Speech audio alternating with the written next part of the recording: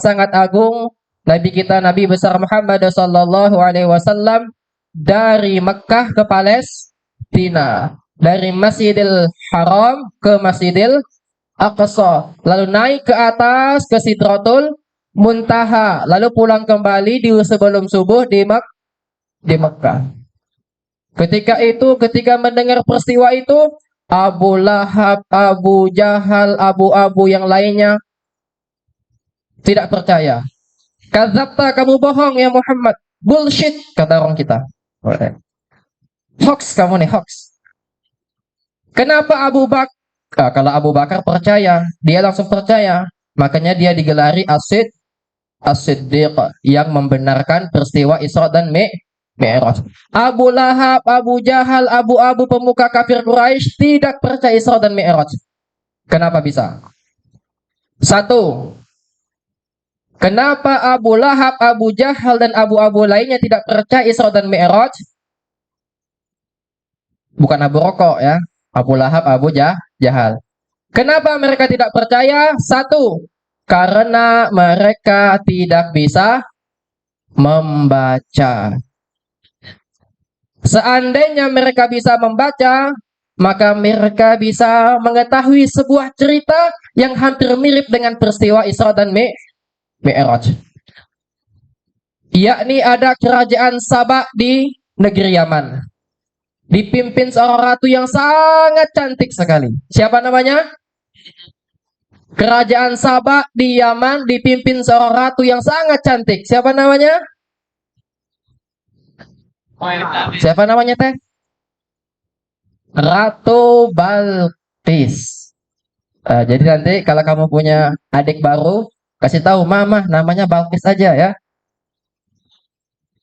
Ratu Balqis, pemimpin kerajaan Sabak di negeri Yaman. Ketika itu ingin bertamu mengunjungi kerajaan Nabi Sulaiman yang ada di Palestina. King of Solomon. Ingin datang berkunjung dari Yaman ke Palestina. Mendengar kabar ada kunjungan dari Ratu Balqis yang sangat cantik, Nabi Sulaiman ingin membuat ketika Ratu Balqis datang, dia langsung tergugah. Amazing melihat Nabi Sulaiman dan kerajaannya. Ini dia hikmah pertama generasi milenial. Ciri umat muslim sejati harus menampilkan cover muslim yang sangat hebat. Cover muslim yang sangat apa? Yang sangat keren. Yang gayanya keren. Jangan seperti tidak mandi.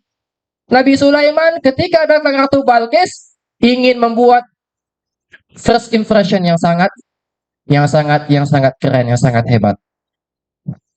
Apa yang dibuat Nabi Sulaiman? Dikumpulkan semua pemuka-pemukanya, masyarakatnya, rakyatnya, baik dari golongan manusia dan jin. Dikumpulkan. Hai para rakyatku, kata dia.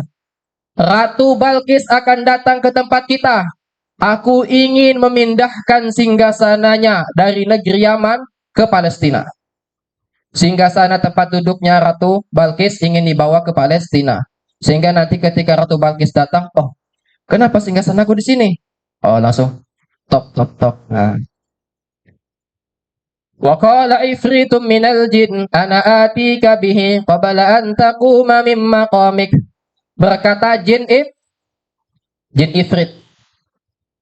Qala ifritum minal jin, berkata jin ifrit. Ana atika bihi, ya Nabi Sulaiman, aku bisa memindahkan singgasana Ratu Balqis dari Yaman ke Palestina. Berapa lama, kata Nabi Sulaiman? Qabla an taquma min maqamik. Sebelum engkau duduk dari berdiri, singgasana sudah sampai. Nabi Sulaiman berdiri, duduk, sampai. Bilang Nabi Sulaiman, kelamaan. Kita punya visioner, kita punya prinsip kerja cepat, tepat, cepat selesai. Nah, lama-lama, kelamaan tuh 2 detik. Saya berdiri, duduk 2 detik, lama. Saya mau cepat. Jin ifrit sudah kalah tender dia. Kelamaan 2 detik, kata Nabi Sulaiman. Lalu kalah jin ifrit. Qala alladhi indahu ilmun minal kitab ana atika bihi qabla an yartadda ilaika tarfuk. Berkata seorang ahli kitab. Qala indahu ilmu minal kitab. Manusia.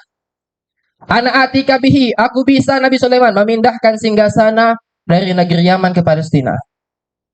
Berapa lama kata Nabi Sulaiman? Kami punya prinsip kerja, cepat selesai. Tenang Nabi Sulaiman bilang. Nama periwayat mengatakan nama pemuda ini Asif bin Balqiyah. Siapa namanya? Asif bin Balqiyah. Di negeri Yaman, Asif bin Balqiyah. Datang ke Indonesia, ganti nama. Asif. Asif bin Balqiyah. Dia mengatakan, saya bisa ya Nabi Sulaiman. Berapa lama kata Nabi Sulaiman? Qabla ayyartadda ilaika tarfuk. Sebelum matamu berkedip, singgasana sudah sampai. Nabi Sulaiman waktu itu begini. Terus berkedip, langsung pindah singgasana. Top. Kalah jin ifrit. Kalah tender. Jin dulu kalah tender. Sekarang kita bersekutu sama jin. Jadi tidak ada lagi zaman kita bersekutu sama jin. Jin sudah kalah tender di zaman Nabi Sulaiman. Berpindah singgasana Ratu Balkis ke negeri Palestina hanya sekedip mata. Yaman ke Palestina naik onta 3 bulan. Tapi singgasana datang ke Palestina sekedip mata. Seandainya Abu Lahab, Abu Jahal mau membaca dan bisa membaca peristiwa ini, maka dia akan percaya tentang peristiwa Isra dan Mi'raj. Oleh karena itu, adik-adik yang soleh dan soleha semuanya harus rajin-rajin membaca. Membaca itu apa? Agar kita itu tidak mudah terprovokasi, tidak mudah dibodohi, dan dapat, nih saya kasih rumus 3 CGR namanya. Dalam melihat segala sesuatu, baik informasi, baik ajakan, baik peristiwa apapun itu, terapkan CGR. Apa namanya? CGR. CGR. C yang pertama. S. Stimulus. Apa itu stimulus? Melihat kejadian. Ada kejadian 1, kejadian 2, kejadian, ada bisikan, ada masukan, ada informasi, ada kabar. Dilihat dulu stimulusnya. Peristiwanya dilihat. Setelah itu J. Jeda. Jeda itu kita tabayun. Membaca, meneliti, mengevaluasi, menganalisis. Setelah kita stimulus, setelah itu jeda, baru reaksi. Kita mengeluarkan reaksi. Nah, di zaman sekarang ini, anak muda cepat sekali bereaksi tanpa stimulus dan jeda. Dapat informasi di HP, langsung ketik komen. Dasar dia itu ya, pelakor. Nah, padahal tidak tahu apa sebab masalahnya. Dapat informasi seorang artis senior sedang istri orang. Nah, langsung komen. Dasar. Tidak boleh. Jangan langsung reaksi. Stimulus, jeda. Nah, zaman sekarang ini ilmu sangat penting sekali. Jangan mudah terprovokasi, jangan mudah percayakan sesuatu. Stimulus dulu, jeda dulu, pelajari baik-baik, baca, baru kita bereaksi. Kalau itu yang kita lakukan, kita jauh daripada kemudaratan. Percaya? Betul? Nah, kedua, kenapa Abu Lahab dan Abu Jahal tidak percaya Isra dan Mi'raj? Karena mereka tidak terdaftar di SMP IT ini. Seandainya mereka masuk sini, mereka pasti percaya. Loh, Ustaz ngawur ini. Betul, tidak percaya. Mari kita pelajari. Isra dan Mi'raj itu ada 3 unsur yang melaksanakan Isra. 1, Nabi kita, Nabi besar Muhammad Sallallahu Alaihi Wasallam. Yang kedua, Jibril Alaihissalam. Yang ketiga, apa yang ketiga?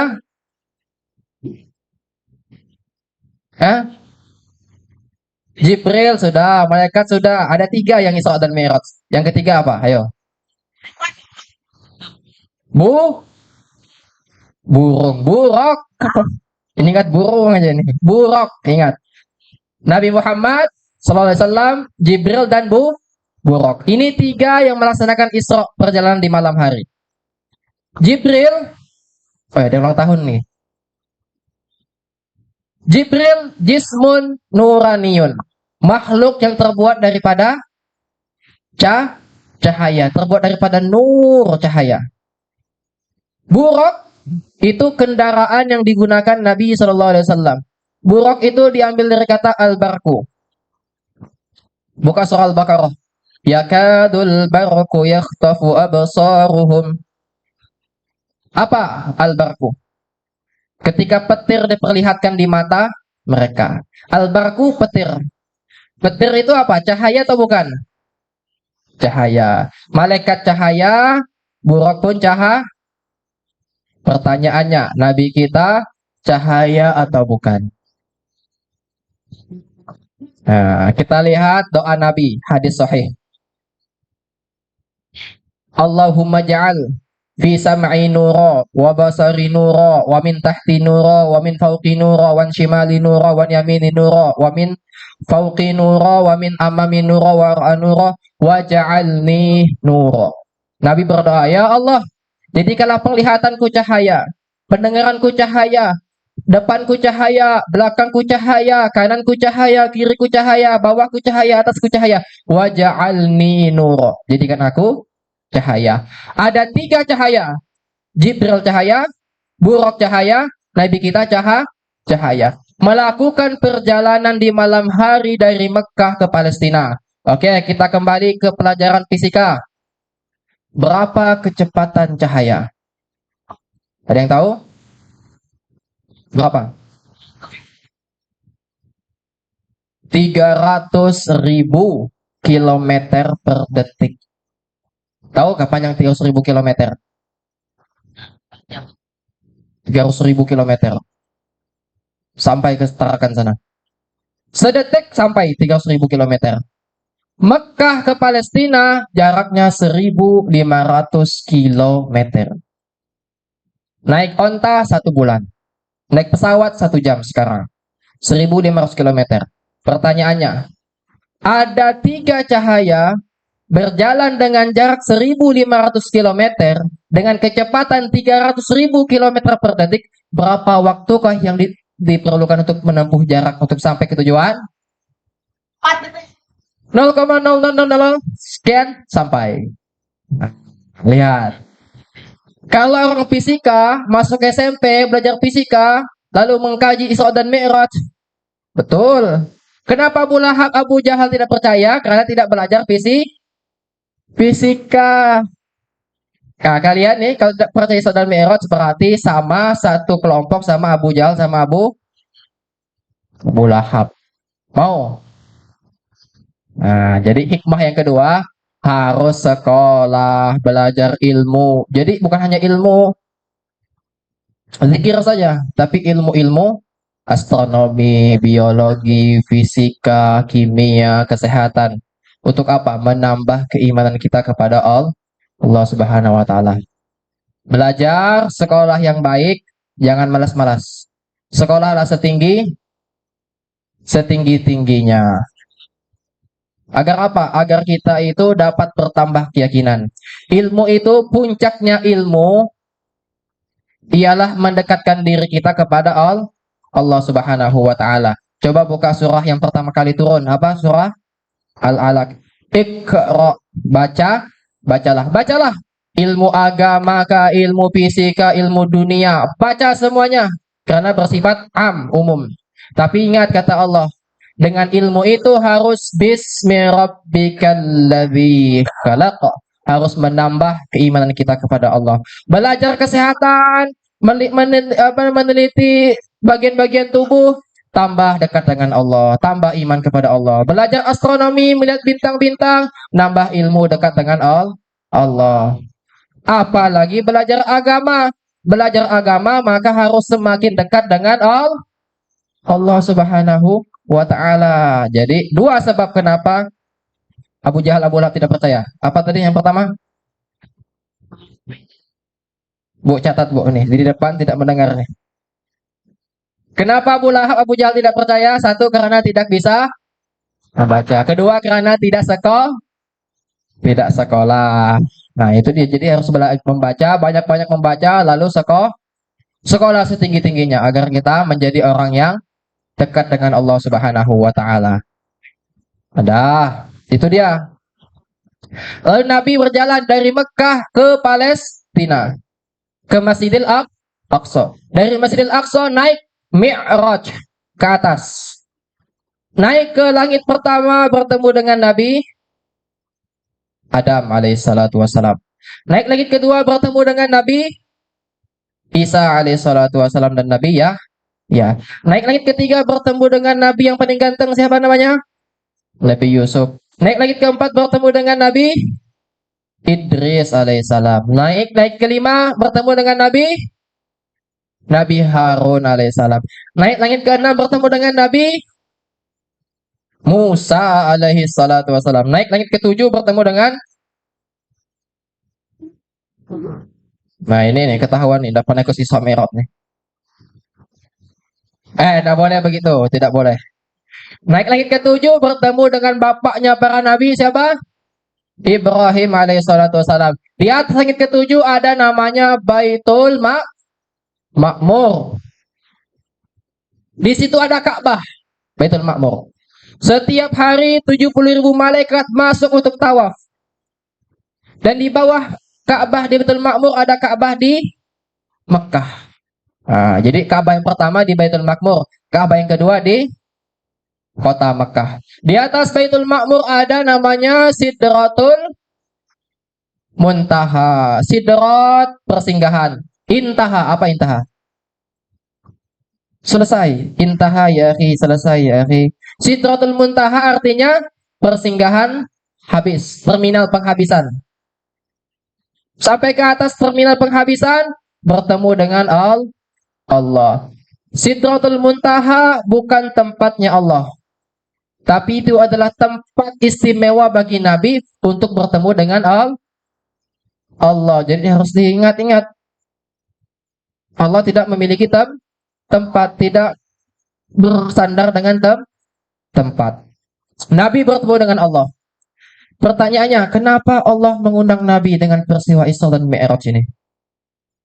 Ngapain Allah jauh-jauh ngundang dari bumi naik ke atas?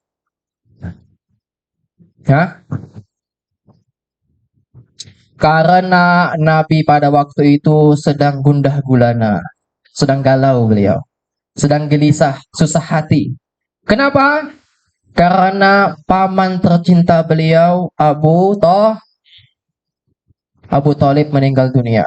Ketika Abu Thalib meninggal, mereka para kafir Quraisy berani menganiaya Nabi, menzalimi Nabi, melempar kotoran unta kepada Nabi.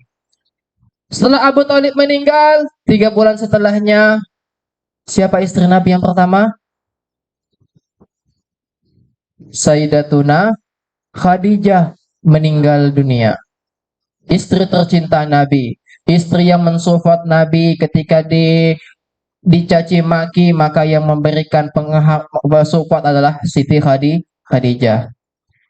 Siti Khadijah bukan hanya support dengan omongan, dengan hartanya, dengan kekuasaannya mensupport dakwahnya. Nabi meninggal dunia, Nabi bersedih hati. Setelah Siti Khadijah meninggal dunia, kafir Quraisy berani menganiaya Nabi. Nabi ingin mencari perlindungan. Pergilah dia ke Taif. Sampai di Taif bukan hanya dapat perlindungan, dapat dukungan, malah dilempari batu berdarah kening Nabi. Jatuh ke tanah, datang Malakul Jibal. Apa Malakul Jibal?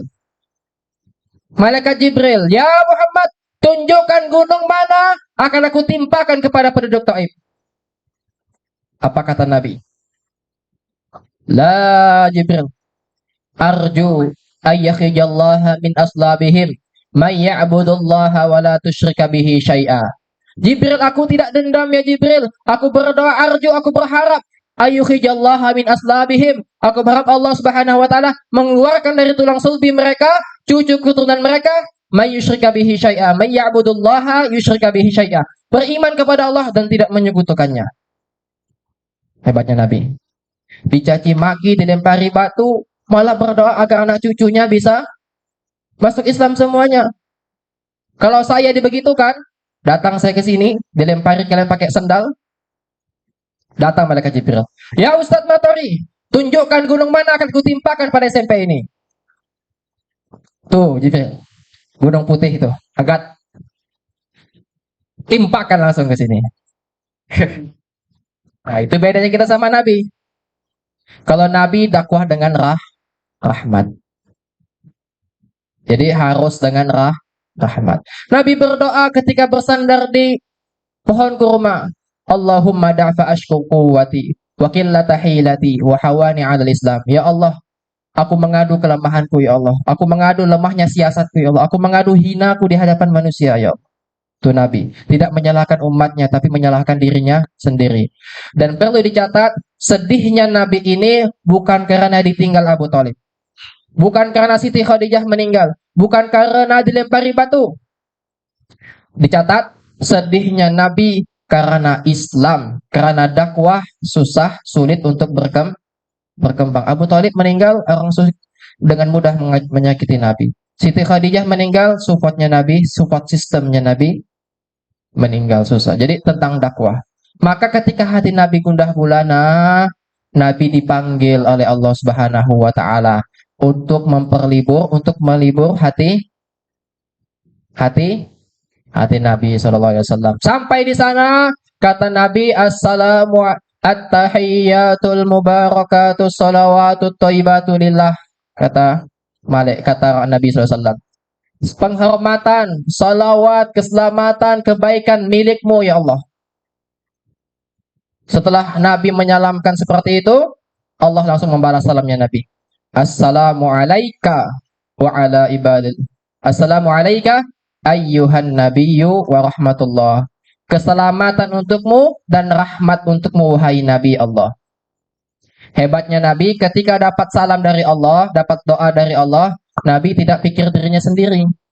Nabi mengajak umatnya. Apa kata Nabi? Assalamu alayna wa ala ibadillahi sholihin. Juga keselamatan dan rahmat untuk kami dan umat-umat orang-orang soleh. Siapa yang soleh di sini maka dapat salam dari Allah Subhanahu wa taala. Sampai di sana Allah kasih obat untuk hatinya Nabi. Nah, ini dia tema, inilah inti daripada inti ini.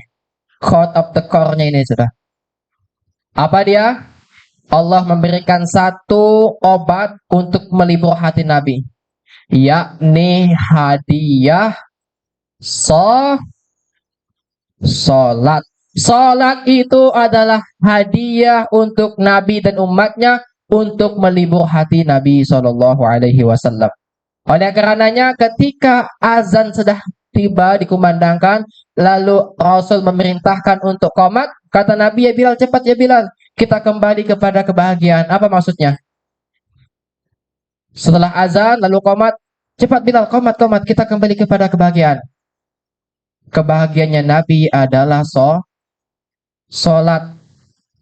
Kalau hari ini kalian gundah gulana, lagi galau, susah hati, hampa, mudah menyerah, putus asa, maka obatnya adalah sholat. TBM, tepat waktu, berjamaah di masjid. Sekali lagi, TBM, tepat waktu, berjamaah di masjid.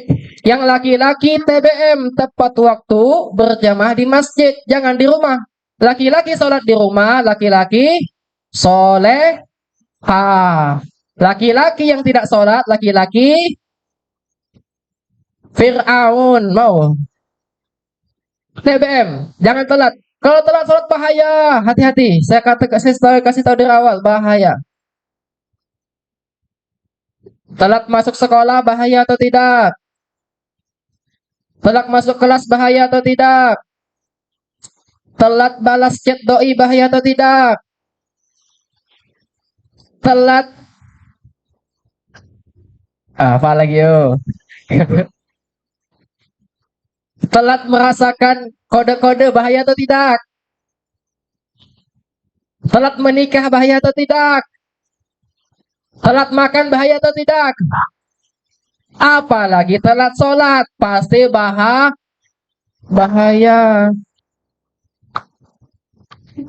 Jadi hari ini yang lagi galau, banyak masalah di orang tua, guru, cek sholatnya. Mungkin sholat subuhnya jam 8 nih pasti ini. Atau sholat zuhurnya nanti Allah Akbar, Allah Akbar. Sis, kita sholat yuk. Nanti aja jam 3 saja, langsung jamak sama asar. Ah, hati-hati celaka. Ya. Dan juga nih ukti-ukti nih. Lebih khusuk mana? Sholat atau dandan? Hah? Allah Akbar, Allah Akbar, Allah Akbar, Allah Akbar. Kalau dandan, kurang plus on-nya kurang. Oh, ininya kurang. Ayo jujur. Lebih khusuk mana? Sholat atau dandan? Harus sholat. Cara khusuk sholat satu saja. Yakni punya target mau khusuk. Jangan asal sholat. Azan langsung sholat. Harus punya target mau khusyuk. Aku mau khusyuk langsung sholat. Khusyuk hayati bacaan. Sholat semuanya. Apa tadi pesan saya? TBM. Tepat waktu berjamaah di masjid. Nah, jadi teman-teman semuanya, laki-laki yang soleh dan ukti-ukti yang solehah semuanya, pelibur lara hati yang gelisah, hati yang susah, hati yang sempit, rezeki yang seret, banyak masalah, kembali kepada sholat. Kenapa sholat? Karena sholat adalah hadiah dari Allah untuk Nabi dan umatnya sebagai pelibur laranya hati Nabi SAW. Jamaah, jamaah. Alhamdulillah. Siapa yang menguasai alam semesta ini? Allah. Siapa yang memberikan rezeki di dunia ini? Siapa yang menghendaki setiap kejadian dalam dunia ini? Siapa yang mengatur alam semesta ini sedemikian rupa? Siapa yang mampu menolong manusia? Siapa yang mampu memberikan jodoh terbaik kepada kita? Siapa yang memudahkan segala urusan kita? Maka harus kembali kepada Allah. Ini zaman sekarang, budak-budak seperti kalian nih, galau sudah duluan. Sudah mikirkan, nanti lulus mau ngapain ya. Galau sudah, padahal belum lulus. Nanti nilai saya bagus atau tidak ya, nanti dimarahi orang tua. Belum kejadian sudah galau. Nanti jodoh saya siapa ya? Belum cukup umur, sudah galau duluan. Fokus saja kepada hal-hal yang bisa kita kendalikan. Apa itu? Belajar dengan giat, berbakti kepada kedua orang tua, dan juga sholat dengan tepat waktu. Nah, itu sholat. Jamaah. Jamaah. Alhamdulillah. Ada satu kisah yang ini sangat mengharukan sekali. Ini adalah satu kisah yang menjadikan Rasulullah SAW itu tersenyum ketika hendak bertemu dengan Rabbnya, Rafiul A'la, wafat. Ketika Nabi SAW sedang sakit dan sedang mengalami sakaratul maut, Nabi merasa kesakitan. Hingga dia berkata kepada Jibril, "Ya Jibril, kalau begini rasa sakitnya sakaratul maut, bagaimana umatku? Apakah akan mengalami seperti ini, merasakan ini?" "Ya," kata Jibril. Apa kata Rasul? "Serahkan setengah sakitnya sakaratul maut dari umatku, timpakan kepadaku sehingga mereka tidak merasakan sakitnya sakaratul maut." Nabi kesakitan. Setelah Nabi merasa kesakitan sakaratul maut, Nabi membuka tirai kamar beliau. Lalu di hadapannya ada masjid. Ini masjid Nabi, ini rumah Nabi. Ma baiti wa mimbari raudatun min riyadil jannah. Antara mimbarku dan rumahku adalah salah satu daripada taman surga. Nabi membuka tirai kamarnya melihat para sahabat sedang sholat subuh berjamaah diimami oleh Abu Bakar As-Siddiq. Ketika Nabi yang sedang sakit-sakit memandang para sahabat sedang sholat berjamaah, Nabi tabassam, beliau tersenyum. Sehingga para sahabat mengatakan seolah-olah Nabi sembuh dari sakitnya. Maka mereka memperlambat sholatnya. Abu Bakar dengan pelan-pelan untuk mundur berharap Nabi untuk maju bisa menjadi imam sholat bagi mereka. Lalu Nabi memberikan sebuah isyarat. Tidak dengan kata-kata, tidak terucap dengan lisan, tidak tertulis di lembaran kertas, tapi Nabi mengisyaratkan, mewasiatkan dengan isyarat. Tetaplah kalian pada keadaan kalian seperti ini ketika aku hendak menghadap Allah Subhanahu wa taala. Keadaan di mana aku tersenyum, bisa melihat para umatku dengan Allah mengutus aku, mereka sudah melaksanakan sholat. Ketika aku bisa berhujjah nanti, ya Allah, aku tinggalkan umatku, manusia, umat hamba-hambamu, mereka berdiri menghadapmu dan tidak menyekutukanmu. Nabi tersenyum mengiringi perjalanan beliau menghadap Allah Subhanahu wa taala. Cara kita untuk tetap menjaga tali ikatan batin dengan Rasul Shallallahu Alaihi Wasallam, yakni tetap menjaga wasiat terakhir. Itulah wasiat terakhir Nabi Shallallahu Alaihi Wasallam. Apa wasiat terakhir Nabi? Yakni tetaplah pada keadaan ketika Nabi pergi menghadap Allah Subhanahu Wa Taala. Apa keadaannya? Yakni so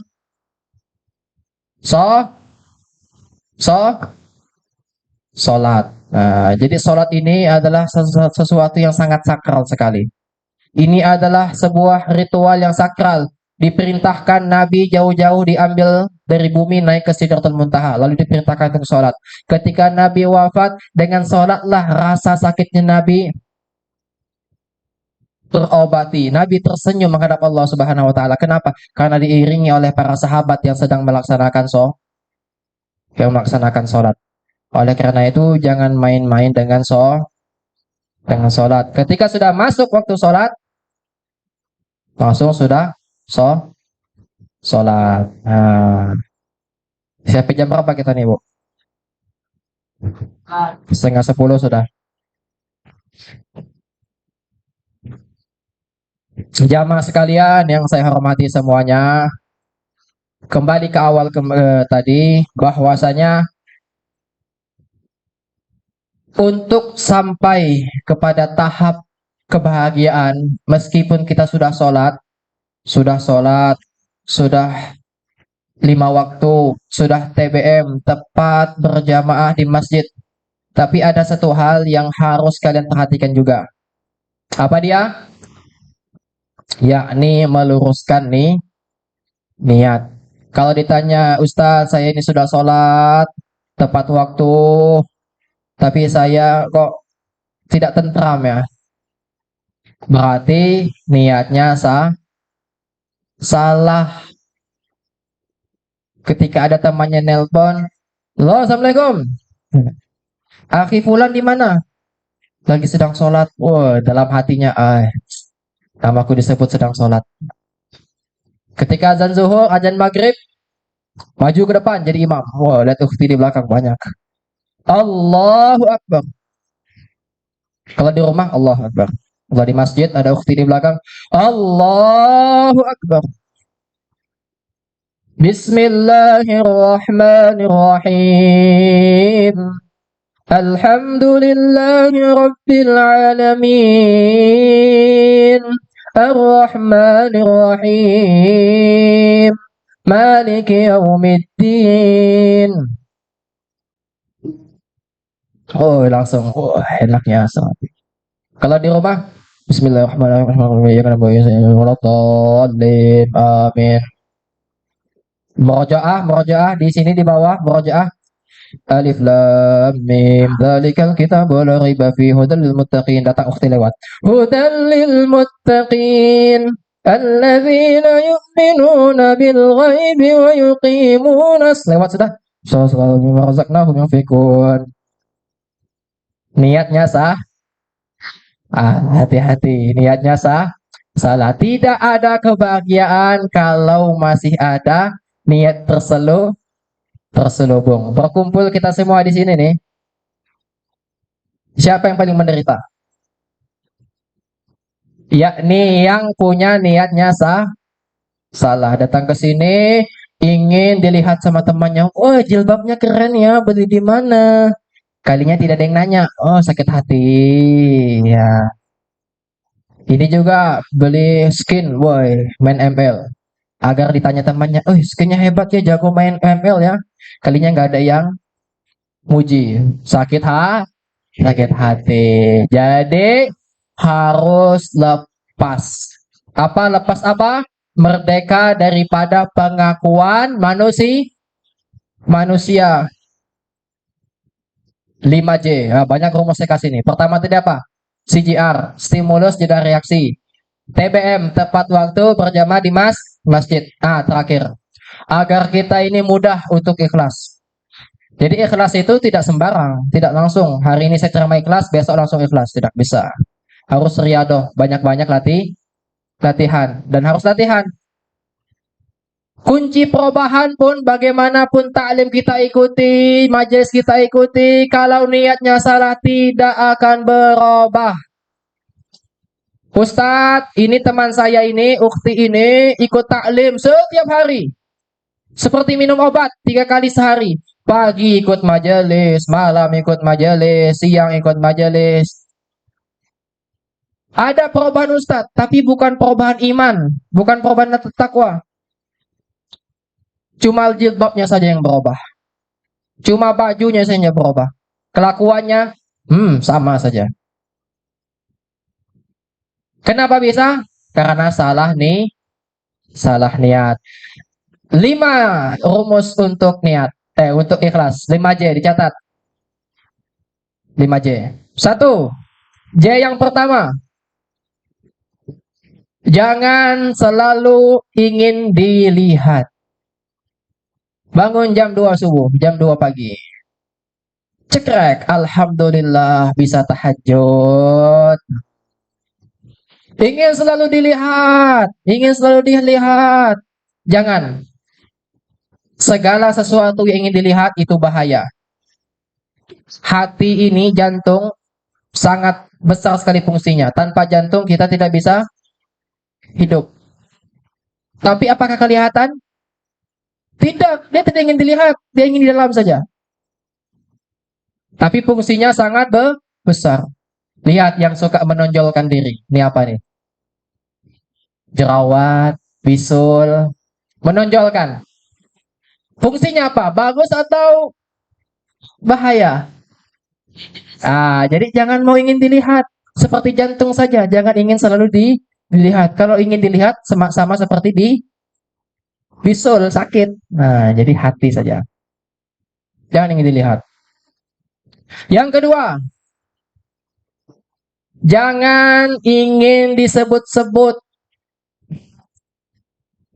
Bro, sini kau. Gara-gara aku, kau bisa lulus tuh. Jadi kau harus ikuti perintahku. Jangan ingin selalu disebut-sebut. Begitupun nanti kalau sudah berumah tangga. Jangan ingin disebut-sebut. Ingin diklaim-klaim. Lihat tuh, anak kita bisa hafal Quran, bisa hafiz. Siapa dulu ibunya? Ditanya, ibu yang ngajari, bukan ustazahnya di rumah.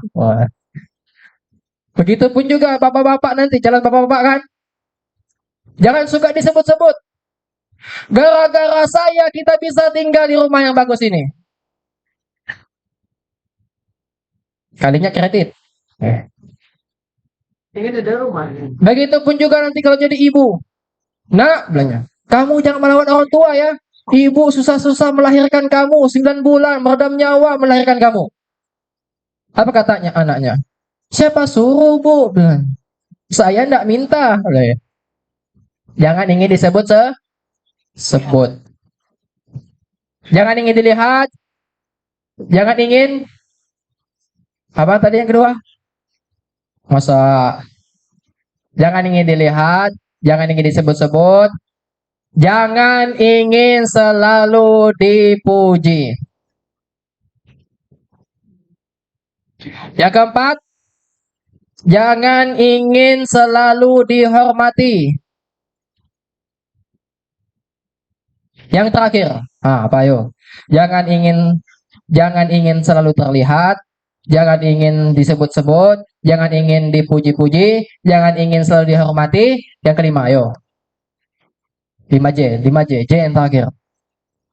Selesai kita. Kalau ada yang tahu, kita belum selesai.